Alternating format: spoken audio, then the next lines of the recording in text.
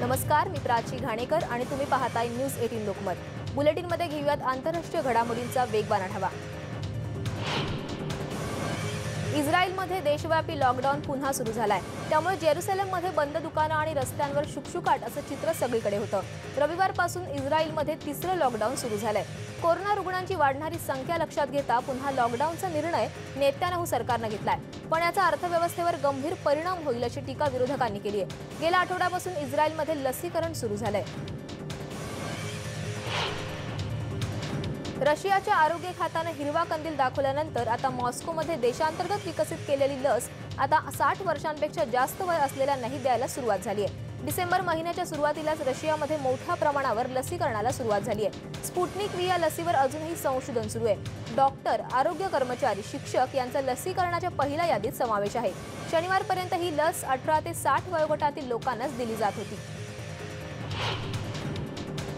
इटलीच्या रोममध्ये 80 आरोग्य कर्मचाऱ्यांना सोमवारी लस देण्यात आली आहे। इटलीमध्ये लसीकरण मोहीम सुरू झाली आहे। डॉक्टर एनिक्रो दी रोझा यांना सर्वात आधी लस देण्यात आली। जानेवारीत कोरोनाचा प्रादुर्भाव झाल्यानंतर उपचार करणारे ते इटलीतील पहिले डॉक्टर होते।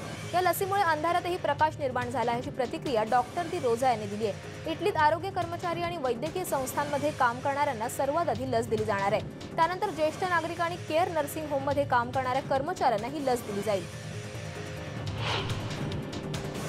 चीनमध्येही कोरोनाच्या लसीकरणाला सुरुवात झाली आहे। सर्वाधिक धोका असलेल्यांना लस देण्यासाठी प्राधान्य देण्यात येत आहे। या लसीकरणाचे 2 टप्पे करण्यात आले। या पहिल्या टप्प्यात कोल्ड स्टोरेजमध्ये आयात केलेल्या गोष्टी हाताळणारे बंदरावरचे निरीक्षक, क्वारंटाईन हवाई वाहतूक, सार्वजनिक वाहतूक, बाजारपेठा, वैद्यकीय उपचार आणि आजार नियंत्रण या क्षेत्रात काम करणाऱ्यांना ही लस दिली जाणार आहे। दक्षिण आफ्रिकेचे अध्यक्ष सिरिल रामाफोसा यांनी दारू विक्रीवर पुन्हा बंदी घातली आहे। तसंच सर्व बार बंद ठेवण्याचेही आदेश दिलेत। कोरोनाचा प्रादुर्भाव रोखण्यासाठी घालण्यात आलेल्या नवीन निर्बंधांचा हा एक भाग असेल।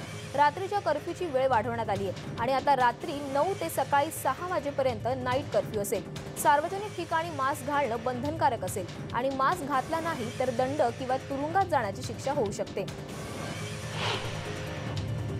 ग्रेटर सिडनीमधील नागरिकांनी सतर्क राहावं असं आवाहन ऑस्ट्रेलियाच्या न्यू साऊथ वेल्सच्या प्रीमियर यांनी दिले।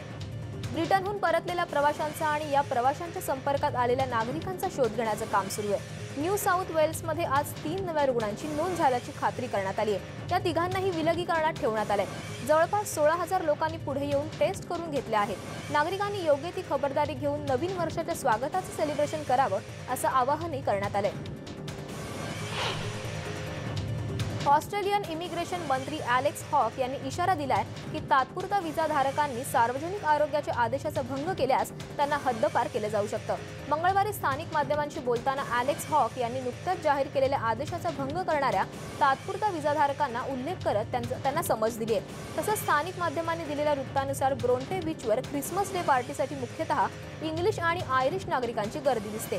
ख्रिसमसच्या दिवसांमध्ये कोविड-19 निर्बंधांमुळे उत्तरेकडील किनाऱ्यावरील 100हून अधिक लोकांना एकत्र मिळाव्यास प्रतिबंध करण्यात आलाय। रविवारी देशातील कोविड-19च्या स्पाइकमध्ये 10 लाख रुग्णांची नोंद झाली आहे। दक्षिण आफ्रिकन मेडिकल असोसिएशनने म्हणजेच SAMने सोमवारी नवीन लॉकडाऊन संबंधित निर्बंध घालण्याची मागणी केली आहे। राष्ट्राध्यक्ष सिरिल रामाफोसा यांनी राष्ट्रीय कोरोना व्हायरस कमांड काउन्सिलची रविवारी आपत्कालीन बैठक बोलावली। तज्ज्ञांच्या मते देशातील कोरोना व्हायरसचे नवीन रूप 501V असं आहे आणि बऱ्याच भागात त्याचं संक्रमण प्रबळ झालंय। ब्रसेल्समध्ये सोमवारी नॉट्रे डॅम द स्कॉटेल्स रेस्ट होम येथे प्रथम कोरोना व्हायरस लसीचा डोस देण्यात आला। आम्हाला लसीकरण करायलाच हवं असं प्रथम लस दिलेल्या असलेल्या 101 वर्षीय ल्युसी डॅन्झ्यू म्हणाल्यात। लस टोचल्यावर दुखापत झाली असं त्यांना विचारलं असता दुखापत नाही, फायदा नाही असं मत त्यांनी व्यक्त केलंय। सोमवारी बेल्जियममध्ये लसीची पहिली तुकडी कार्यरत झाली, परंतु लसीकरण मोहिमेची खरी सुरुवात 5 जानेवारी 2021 रोजी होणार आहे। बेल्जियममध्ये सोमवारी सर्वात आधी 96 वर्षांच्या जोस हर्मन्स यांना फायझर बायोटेकची कोरोना व्हायरस विरोधी लस देण्यात आली। अँटवर्प प्रदेशातील पुरस येथील सेंट पीटर रहिवासी सेवा केंद्रात लस टोचल्यानंतर टाळ्यांचा कडकडाट झाला। 3 आठवड्यानंतर हर्मन्सला फायझर लसीचा दुसरा डोस दिला जाणार आहे। जॉन हॉपकिन्स विद्यापीठाच्या अहवालानुसार बेल्जियममध्ये कोरोना व्हायरसचे 6,38,877 रुग्णांच्या नोंदी झाल्या असून 19,200 मृत्यूंची नोंद आहे।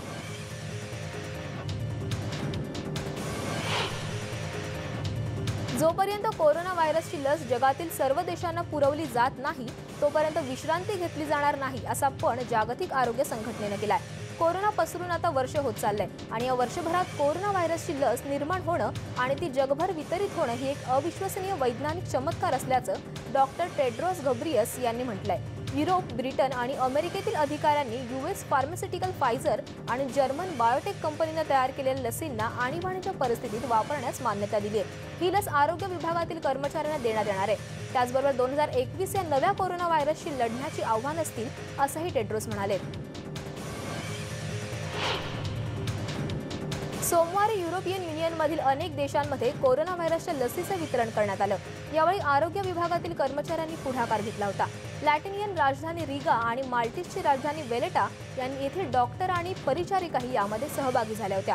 आरोग्य विभागातील अनेक कर्मचाऱ्यांनी यावेळी लस देण्यात आली, तसंच त्यांचं कौतुकही करण्यात आलं। अमेरिका, कॅनडा, ब्रिटनसह अन्य देशांमधील नागरिकांच्या कोरोनाच्या पार्श्वभूमीवर एक संदेशही देण्यात आला। कोरोना विरुद्ध लढताना आरोग्य कर्मचाऱ्यांनी जीवाची पर्वा न करता मेहनत घेतली होती।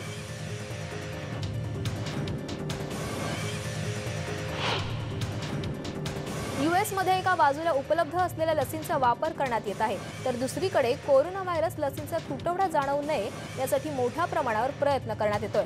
अमेरिकेने फायझर, बायोटेक आणि मॉडर्ना या लसींना परवानगी दिली आहे, तर नोव्हावॅक्स इंक यांनी तयार केलेल्या लसीची अंतिम टप्प्यातील चाचणी पूर्ण झाली आहे। ही लस फायझर आणि मॉडर्ना या लसींपेक्षा सुरक्षित आहे, मात्र हे सिद्ध करण्यासाठी जवळपास 30,000 स्वयंसेवकांची आवश्यकता आहे। ही लस पहिल्यांदा कोरोनामुळे अत्यावश्यक असणाऱ्या रुग्णांना आणि ज्येष्ठ नागरिकांना देण्यात येणार आहे, तर 2/3 स्वयंसेवकांना ही लस देण्यात येणार असून उर्वरितांना डमी शॉट्स देण्यात येतील।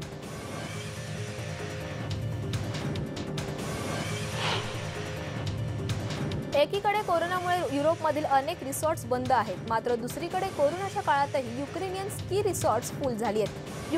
युक्रेननं कोरोनाच्या काळात काही स्पोर्ट्स रिसॉर्ट सुरू ठेवण्याची परवानगी दिली आहे, तर अनेक युरोपियन युनियनमधील देशांनी रिसॉर्ट्स बंद ठेवण्याचा निर्णय घेतलाय। पूर्व युरोपातील बुकोवेल येथे असलेलं सर्वात मोठं स्की रिसॉर्ट जवळपास फुल झालंय। रिसॉर्ट्स व्यवस्थापनानं कोरोनाच्या पार्श्वभूमीवर खबरदारी घेण्याची विनंती केली आहे। बुकोवेलमध्ये परदेशी नागरिकांची मोठ्या प्रमाणावर उपस्थिती असते।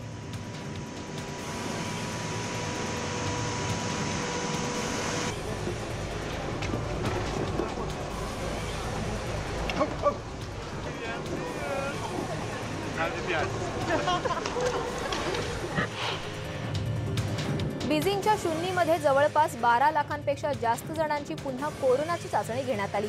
यामध्ये 9 लाखांपेक्षा जास्त जणांची यापूर्वीच कोरोनाची चाचणी घेण्यात आली।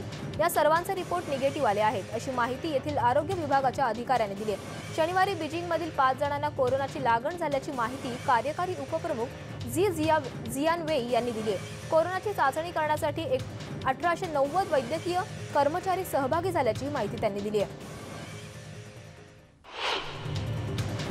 ब्राझीलचे उपराष्ट्रपती हॅमिल्टन मौराव यांना कोरोनाची लागण झाली आहे। कोरोनातून पूर्णपणे बरं होईपर्यंत ते बाहेर पडणार नसल्याचं त्यांनी जाहीर केलंय। देशात कोरोना बाधितांचा आकडा वाढत असताना त्यांनी सुरक्षिततेच्या दृष्टिकोनातून काही दिवस अगोदरच ख्रिसमसच्या शुभेच्छा दिल्यात। मौराव हे ब्राझिलियातील जबरू त्यांच्या निवासस्थानी क्वारंटाईन झालेत। सोमवारी त्यांची वैद्यकीय तपासणी करण्यात आली। यूएस मधील मारिया डी जीजस रुइज कॅरेस्को हिला आपला पाय गमवावा लागलाय। आरोग्य विभागाने दुर्लक्ष केल्यामुळे तिच्यावर ही वेळ आली आहे। तिच्या पायावर टेक्सासच्या ब्राउनसिल्वे येथील रुग्णालयात 2 वेळा उपचार करण्यात आले, मात्र 2च आठवड्यानंतर तिला पुन्हा माटुमोरस येथे पाठवण्यात आलं। तिच्या पायाला 14 जखम्या झाल्या होत्या, तर तेथील प्रशासनाने तिला पुन्हा मेक्सिकोपमध्ये घेण्यास नकार दिला। यावर टीका झाल्यानंतर रुग्णालय प्रशासनाकडून सारवासारव करण्यात आली, तर आता क्युबा येथील एक नर्स कॅरेस्कोच्या पायावरील जखमांवर उपचार करते। यूकेमध्ये कोरोना बाधितांचा आकडा वाढतोय। सोमवारी कोरोनाचे 41,385 नवे रुग्ण आढळले। कोरोना बाधित रुग्णांच्या संख्येत वाढ होत असल्यामुळे रुग्णालयांमध्येही जागा अपुऱ्या पडतायत, मात्र रुग्णालयात जागा न मिळाल्यामुळे वादही वाढतायत। कोरोना रुग्णांना रुग्णालयात जागा उपलब्ध करून देणं अशक्य होत आहे, असं आपत्कालीन विभागातील डॉक्टर ॲड्रियन बॉयल यांनी म्हटलंय। तर लंडन आणि आग्नेय लंडनमधील परिस्थिती नव्या कोरोना विषाणूमुळे झाल्याचं मत ब्रिटिश अधिकाऱ्यांनी व्यक्त केलंय। स्पेनमध्ये रविवारी कोरोना व्हायरस लसीकरण करण्यात आलं. मात्र ही लस घेतल्यानंतर त्रास झाल्याची कोणतीही प्रतिक्रिया आलेली नाही. अनेक वृद्धांना ही लस देण्यात आली होती अशी माहिती स्पेनच्या आरोग्य मंत्री सॅल्वाडोर इला यांनी सांगितलंय. या लसीचा मोठ्या प्रमाणावर सकारात्मक परिणाम दिसून येत असल्याचं त्यांनी माद्रिद येथे घेतलेल्या पत्रकार परिषदेत स्पष्ट केलंय. दरम्यान देशात आतापर्यंत कोरोनामुळे 50,000 नागरिकांचा मृत्यू झालाय. कोरोनाचा फटका ब्रिटनमधील कला क्षेत्रालाही बसलाय. कोरोनामुळे कडक निर्बंध असल्यामुळे कलाकारांनाही त्यांची कला सादर करणं कठीण झालं होतं. मात्र एका थिएटर ग्रुपने एक नाट्य सादर केलंय. नाट्य रसिकांनी हे नाट्य चक्क आपल्या गाड्यांमध्ये बसून पाहिलं आणि त्याचा आनंद लुटला. यावेळी त्यांनी टाळ्यांऐवजी गाड्यांचे हॉर्न वाजवून प्रतिसाद दिला.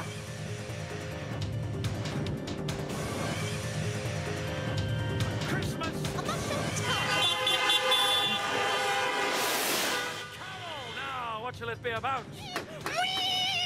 Ella! We've all been rehearsing and living and eating. कोरोनाचा सामना करण्यासाठी अमेरिकेनं मदत निधीत वाढ केली आहे. ही मदत $2,000 इतकी असून अमेरिकन सिनेटमध्ये या मदत निधी विधेयकावर मतदान झालं. यानंतर अखेर राष्ट्रपती डोनाल्ड ट्रम्प यांनी या विधेयकावर सही केली. जीओपी सिनेटकडे हा प्रस्ताव पाठवण्यात आलाय. या मदत निधीच्या बाजूने रिपब्लिकनही पाठिंबा दिलाय. मदत निधीवरून त्यांच्यावर चहूबाजूने टीकाही झाली होती. आठवडाभराच्या विलंबानंतर अमेरिकन नागरिकांना दिलासा देणाऱ्या विधेयकाला मंजुरी मिळाली आहे. दक्षिण आफ्रिकेत सापडलेल्या नवीन कोरोनाच्या विषाणू संसर्ग झालेला नवीन रुग्ण जपानमध्ये सापडलाय. जपान टाइम्सने ही माहिती दिली आहे. 19 डिसेंबरला दक्षिण आफ्रिकेहून जपानला ही महिला आली होती. तिचा कोरोनाच्या नव्या स्ट्रेनचा अहवाल पॉझिटिव्ह आलाय. तर ब्रिटनमधील नवीन विषाणूचे आणखी 6 रुग्णही जपानमध्ये आढळले असल्याची माहिती जपानी माध्यमांनी दिली आहे. त्यामुळे सध्या जपानमध्ये कोरोनाचा नवीन विषाणू संसर्ग झालेले 15 रुग्ण आहेत. कोरोनामुळे संपूर्ण जगभरात 19 लाखांहून अधिक लोकांचा मृत्यू झालाय. दरम्यान जागतिक आरोग्य संघटनेचे आपत्कालीन प्रमुख मायकल रायन यांनी कोरोना संकट हे फार मोठं आव्हान नव्हतं, मात्र सर्वांना खडबडून जागा करणारी परिस्थिती होती असं म्हटलंय. पत्रकार परिषदेत बोलताना मायकल रायन यांनी या सर्वांचा भविष्यात येऊ शकणाऱ्या संकटांचं गांभीर्य दर्शवणारा इशारा दिला. अमेरिकासारख्या देशालाही कोरोना संकटाचा मोठा फटका बसला असून अर्थव्यवस्थेचे प्रचंड मोठं नुकसान झालंय. अजूनही कोरोना संकट टळलेलं नसून अनेक देश याचा सामना करत आहे असंही ते म्हणाले. ट्रम्प प्रशासन सुरक्षा एजन्सी अधिकारी आणि ट्रान्समिशन टीममधल्या संवादात अडथळे आणत आहे असा आरोप अमेरिकेच्या राष्ट्राध्यक्षपदी निवडून आलेले जो बायडन यांनी केलाय. ते म्हणाले अशाने राष्ट्रीय सुरक्षा यंत्रणा आणि जनतेच्या सुरक्षेला ते धोकादायक ठरू शकतं. बायडन यांच्या टीमला सोमवारी डेलावेअर विल्मिंग्टन इथं संरक्षण विभागावर राजकीय नेतृत्वाचा दबाव असल्याने महत्त्वाची सुरक्षेविषयी माहिती गोळा करताना अडचणी आल्याचं बायडन म्हणाले. राष्ट्रीय सुरक्षेच्या दृष्टीने महत्त्वाची असलेली सगळी माहिती आता आम्हाला मिळत नसल्याचं आणि ते अत्यंत बेजबाबदारपणाचं असल्याचं बायडन म्हणाले. अमेरिका सध्या 4 ऐतिहासिक संकटांना सामोरी जाते आणि आमची टीम त्याला तितक्याच तडफेनं समोर जाण्याचा प्रयत्न करते आणि ठराविक कालावधीत त्या संकटातून बाहेर पडण्याचा प्रयत्न करेल असं अमेरिकेचे नवनिर्वाचित अध्यक्ष जो बायडन म्हणाले. कोविड-19 सोबतच बदल, वंशवादाबाबत न्याय ही मुख्य आव्हानं अमेरिकेसमोर असल्याचं बायडन म्हणाले. जानेवारी 2021 मध्ये आम्ही सत्तेवर आल्यावर वेळ न घालवता ताबडतोब या आव्हानांना सामोरं जाण्यासाठी काम करू असंही ते म्हणाले. आम्हाला लस दिली नाही तर थेट सैन्य करारच रद्द करू अशी धमकी फिलिपाईन्सचे राष्ट्राध्यक्ष रॉड्रिगो दुतेर्ते यांनी अमेरिकेला दिली आहे. नव्या स्ट्रेनचा सामना करण्यासाठी अमेरिकेने लस देण्याची मागणी त्यांनी केली आहे. लस मिळाली नाही तर व्हिजिटिंग फोर्सेस ॲग्रीमेंट रद्द करणार असल्याचं त्यांनी म्हटलंय. राष्ट्रपती दुतेर्ते यांनी म्हटलंय की अमेरिकासोबतचा सैन्य करार रद्द होण्याच्या उंबरठ्यावर आहे. हा करार मोडीत निघाल्यास अमेरिकन सैन्याला फिलिपाईन्स सोडून जावं लागेल. याआधी देखील याच वर्षी दुतेर्ते यांनी अमेरिकेसोबतचा सैन्य करार रद्द करण्याचे आदेश दिले होते. त्यानंतर या आदेशात बदल करून करार 6 महिन्यांसाठी निलंबित केला होता. अमेरिका आणि फिलिपाईन्समधील सैन्य करारानुसार अमेरिकन लष्करी जवान फिलिपाईन्समध्ये युद्ध सराव करू शकतात. पेरूची राजधानी लिमा इथं दरवर्षीप्रमाणे यंदाही वर्षाच्या शेवटी विश फेअरचं आयोजन करण्यात आलंय. अर्थात यावर्षी या विश फेअरवर कोरोना महामारीचं सावट आहे. पण ही विश फेअर नववर्ष सुख समाधानाचं जावो, आरोग्यदायी जावो अशा शुभेच्छा देण्यासाठी आयोजित करण्यात येतं. 2020 मध्ये पेरूमध्ये हजारो लोक कोरोनामुळे मृत्यू पावलेत, पण नागरिकांना आशा आहे की नववर्ष भीतीमुक्त जाईल. म्हणूनच बहुतांश लोक फेरिया दे लॉस डिसिओसला उपस्थित राहतात. त्यांची अशी धारणा आहे की अलिप्तोनो पठारावर जे जन्मले आहेत ते भाग्यवान आहेत. हे नागरिक बोलिव्हिया आणि पेरू इथं आणि नंतर चिली आणि अर्जेंटिनाला स्थायिक झाले. या विश फेअरमध्ये जिथे तिथे सिरामिक पेपरनं बनलेली गुड लकची आणि शुभेच्छांनी लघुचित्र बघायला मिळत होती. रशियन सुरक्षा मंत्रालयाच्या माहितीनुसार रशियन सैन्यानं 25 डिसेंबरला ख्रिसमसच्या दिवशी केमेरोव भागात तोफांचा सराव केला. मंत्रालयातर्फे एक व्हिडिओ प्रसिद्ध करण्यात आलाय, ज्यात रणगाडा हिमवर्षात फिरताना दिसतोय आणि सैन्य क्षेपणास्त्र आणि रणगाडा तोफांचं प्रशिक्षण घेतोय. युरोपियन युनियनच्या देशांनी ब्रेक्झिट नंतरच्या व्यापारी कराराला सोमवारी एकमतानं मान्यता दिली आहे. 4 दिवसांनी म्हणजे 1 जानेवारीपासून तो करार लागू होणार आहे. युरोपियन युनियन देशांचं अध्यक्षपद भूषवणाऱ्या जर्मनीनं ही माहिती दिली आहे. ख्रिसमसच्या पूर्वसंध्येला कराराबाबत EU राजदूतांची म्हणजेच देशांच्या वाटाघाटी प्रतिनिधींची बैठक झाली. त्यात हा निर्णय घेण्यात आला. सगळ्या युरोपियन युनियनच्या नेत्यांनी या कराराचं स्वागत केलंय. क्रोएशिया देशाची राजधानी जॅग्रेब जवळ सोमवारी मध्यम स्वरूपाचा भूकंप झाला. यामुळे जॅग्रेबमध्ये भीती पसरली असून दक्षिणेकडच्या काही इमारतींचं नुकसान झालंय, पण कोणी जखमी झालं असल्यासंदर्भात कोणतीही माहिती मिळालेली नाही. क्रोएशियाच्या वेळेनुसार सकाळी 6:30 वाजता 5.0 रिश्टर स्केलचा भूकंपाचा धक्का बसल्याचं भूकंपशास्त्रज्ञांनी सांगितलंय. जॅग्रेबच्या 50 किलोमीटर अंतरावर असलेल्या पेट्रिझा आणि सिसक शहराजवळ या भूकंपाचं केंद्र असल्याची माहिती दिली. पेट्रिझा इथल्या 70 वर्ष जुन्या इमारतीत राहणाऱ्या रहिवासी मिरिका झुकानोविच म्हणाल्या, भूकंपाचे हादरे भयानक होते. सुरुवातीला छोटे मोठे हादरे बसले, पण नंतर जबरदस्त हादरा जाणवल्याचं त्या म्हणाल्या. अमेरिकेच्या टाइम्स स्क्वेअरवर नव्या वर्षाच्या स्वागतासाठी कामगारांनी न्यू इयर इव्ह बॉल बसवलाय. जवळपास 200 चमकणाऱ्या वॉटरफोर्ड क्रिस्टलच्या 2000 त्रिकोणी आकाराच्या विटांनी हा 12 फूट गोल बॉल बनवण्यात आलाय. दरवर्षी यातले काही क्रिस्टल्स बदलले जातात. यावर्षी बॉलवर प्रकाश पडला की लावलेल्या क्रिस्टलच्या कटमधून नवं चैतन्य मिळेल, जे गिफ्ट ऑफ हॅपीनेसचं प्रतीक असेल.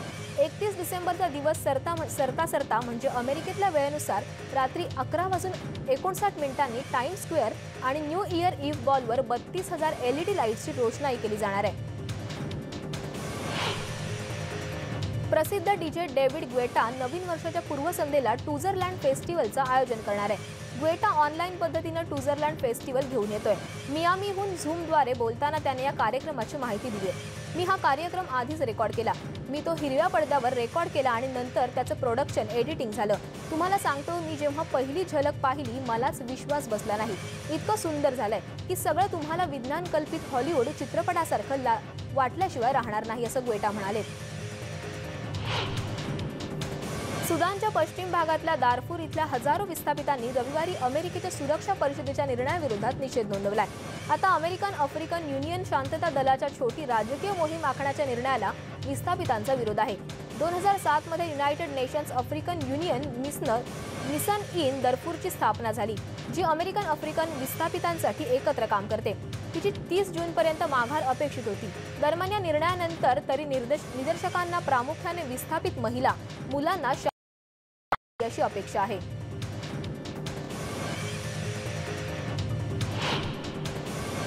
बांगलादेशच्या अधिकाऱ्यांनी निर्वासित रोहिंग्यांच्या दुसऱ्या गटाचं बंगालच्या उपसागरातील एका बेटावर स्थलांतर करण्याची प्रक्रिया सुरू केली आहे. सोमवारी ही माहिती मिळते.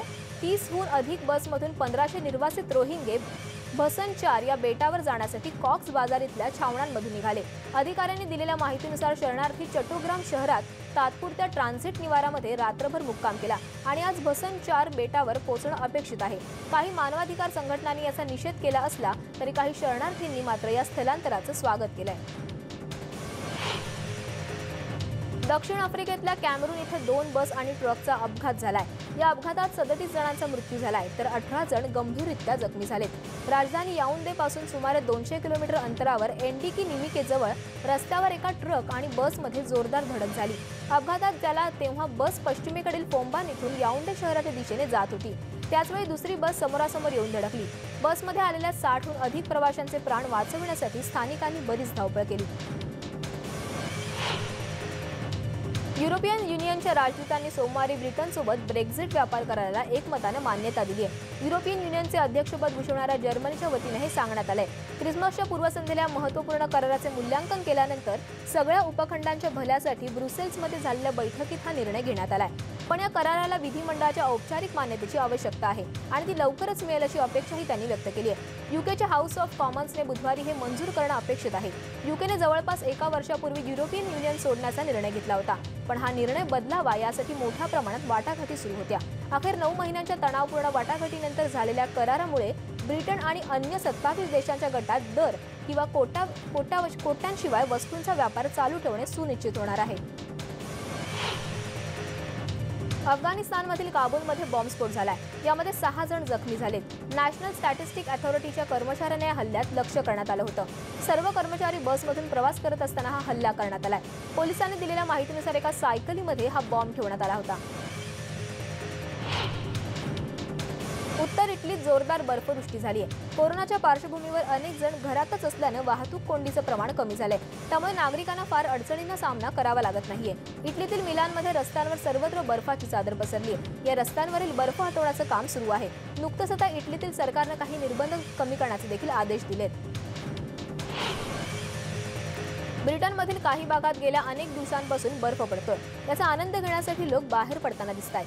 क्रिसमसच्या दिवसात नेहमीच बर्फ पडत असतो, पण यावेळी कोरोनामुळे विविध गोष्टींवर निर्बंध होते. पण बर्फ पडायला सुरुवात झाल्यानंतर त्यात खेळण्यापासून लोकांना राहवलं नाही. क्रिसमसच्या याच काळात यूकेच्या काही भागात मुसळधार पाऊस सुद्धा झाला. प्रतिकूल वातावरणामुळे रस्ते आणि रेल्वे सेवा विस्कळीत झाल्या होत्या. रात्री बर्फ पडलेल्या बर्फाविषयी हवामान विभागानं आधीच इशारा दिला होता. मंगळवारी सकाळपर्यंत अधिक बर्फ पडेल असा इशाराही यूकेच्या हवामान संस्थेनं दिलाय. बीजिंगमधून बेकायदेशीरपणे पळून जाणाऱ्या 12 जणांचा खटला आता सिक्रेट ट्रायल म्हणून चालवला जाणार आहे. याचा त्यांच्या समर्थकांकडून निषेध करण्यात आलाय. बीजिंगने हाँगकाँगवर नव्या सुरक्षा कायदा लागू केल्यानंतर या 12 जणांनी स्पीडबोटच्या माध्यमानं पळ काढण्याचा प्रयत्न केल्याचा आरोप करण्यात आला होता. या आरोपांवरून 12 जणांवर गुन्हा दाखल करण्यात आलाय. मॉन्टेनेग्रो इथे सोमवारी हजारो लोकांनी मोर्चा काढला आणि सर्बियन ऑर्थोडॉक्स चर्चला तीव्र विरोध असलेल्या धार्मिक मालमत्ता कायद्यात सुधारणा करण्याच्या योजनेला विरोध केला. स्थानिक नवं सरकार सर्व समर्थक असल्याचा आरोप केला जातोय. मॉन्टेनेग्रोचे झेंडे घेऊन आंदोलनकर्ते राजधानीच्या संसदेच्या बाहेर हजारोंच्या संख्येने जमले होते. इथे ऑगस्टमध्ये झालेल्या संसदीय निवडणुकीत प्रदीर्घ सत्ता राहिलेल्या पक्षावर अल्पमतानं आघाडी घेऊन विरोधक निवडून आले आहेत. पाश्चिमात्य पक्षावर बारीक बहुमत मिळवल्यानंतर सत्तेवर आलेल्या नव्या सरकार विरोधात छोट्या बाल्कन देशातील हे पहिलं आंदोलन आहे. वर्ल्ड वॉर II मध्ये जवळपास 80,000 कृष्णवर्णीय दक्षिण आफ्रिकन सैनिकांनी मोलाची कामगिरी केली होती, पण त्यांच्या योगदानाला मोठ्या प्रमाणात ओळखलं गेलं नाही. त्यामुळे आता कॉमनवेल्थ वॉर ग्रॅव्स कमिशननं एका जवानांच्या सन्मान करून त्यांच्या यशोगाथा जगासमोर आणण्याचा प्रयत्न केलाय. गर्भपात कायदेशीर करण्याच्या विधेयकावरून काँग्रेसमध्ये झालेल्या चर्चेच्या आदल्या दिवशी सोमवारी अर्जेंटिनाच्या विधिमंडळाबाहेर शेकडो गर्भपात विरोधी कार्यकर्त्यांनी मोर्चा काढला. गर्भधारणाच्या पहिल्या आठवड्यात गर्भपात कायदेशीर ठरू शकतो या वादग्रस्त प्रस्तावामुळे दक्षिण अमेरिकन देशात अलीकडच्या काही महिन्यांत वाद निर्माण झालाय. निदर्शकांनी घोषणाबाजी करत गर्भपात विरोधी अभियानाचे प्रतीक तसंच धार्मिक प्रतिमा दर्शवत असलेले निळे झेंडे फडकावले.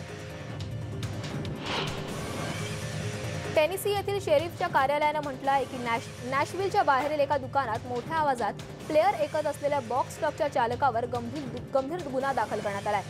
रदरफोर्ड काउंटीच्या शेरिफच्या कार्यालयानं म्हटलंय की क्रिसमसच्या दिवशी नॅशविल येथे डाऊनटाऊनमध्ये एका वाहनाचा स्फोट होण्यापूर्वी रविवारी सकाळी पांढऱ्या रंगाचा ट्रक आढळला. जवळच्या बाजारपेठेत चर्च आणि ग्राहकांच्या गर्दीत ऐन बाजारात ड्रायव्हरला मोठ्या आवाजात प्लेअर आवाज ऐकताना अनेकांनी पाहिलं होतं.